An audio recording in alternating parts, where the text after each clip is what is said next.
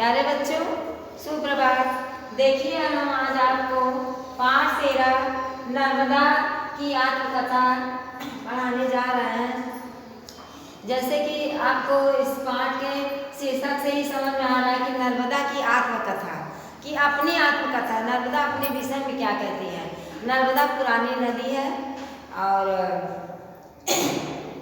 ये गंगा के बाद इनका स्थान है और ये 7 नदियों में प्रमुख मानी जाती हैं। और अपने विषय में इन्होंने कहा कि मैं परिवर्तित होती रहती हूँ, कभी पतली हो जाती हूँ, कभी चौड़ी हो जाती हूँ। वर्षा के ऋतु में उफान आ जाता है, बढ़ जाती हूँ और बसंत ऋतु में मंद गति से बहती हूँ। जब गर्मी आता है तो मैं एकदम से सूख जाती हूँ।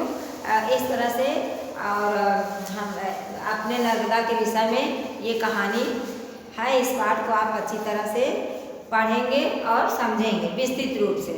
अब आगे आप आ जाइए शब्दार्थ पर। शब्दार्थ में आपको देखिए जीवांश मतलब मृत जीवों के अवशेष, तराशना, काटना, कलरव, मधुर स्वर, उद्गम, उत्पत्ति का स्थान। आपके पाठ में शब्दार्थ लिखा हुआ है, इसको आप अच्छी तरह से पढ़ेंगे, समझेंगे और अपनी कॉपी में भी लिखेंगे। अब आप आ जाइए बहुविकल्पीय प्रश्न है। मानव के विलुप्त पूर्वजों के अस्थिपंजर कहाँ पाए जाते हैं? गंगा के किनारे पर, नर्मदा के किनारे पर। तो इसमें दूसरा सही है, नर्मदा के किनारे पर।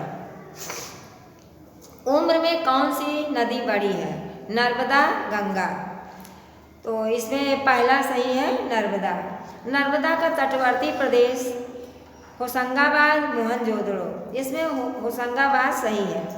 भारत की कितनी प्रमुख नदियों में नर्मदा नदी भी शामिल है? 5, 7।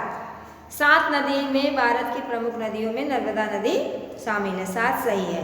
नर्मदा किस ओर बहती है? पूर्व पश्चिम। नर्मदा पश्चिम की ओर बहती है, जबकि भारत की अन्य नदियाँ पूर्व की ओर बहती है, परंतु नर्मदा पश्चिम की ओर बहती हैं। सोन और नर्मदा का मिलन होता है, नर्मदा पश्चिम में जाती हैं और सोन पूर्व की ओर बहती है। निम्नलिखित प्रश्नों के उत्तर लिखिए। नर्मदा के तट पर बड़े नगरों के न बस पाने का क्या कारण था?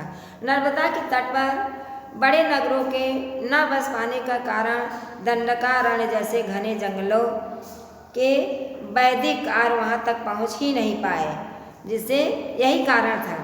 नर्मदा ने स्वयं को आर्यावर्त की सीमा रेखा क्यों कहा? नर्मदा ने स्वयं को आर्यावर्त की सीमा रेखा इसलिए कहा क्योंकि आर्यावर्त या उत्तराखंड यहाँ समाप्त होता है।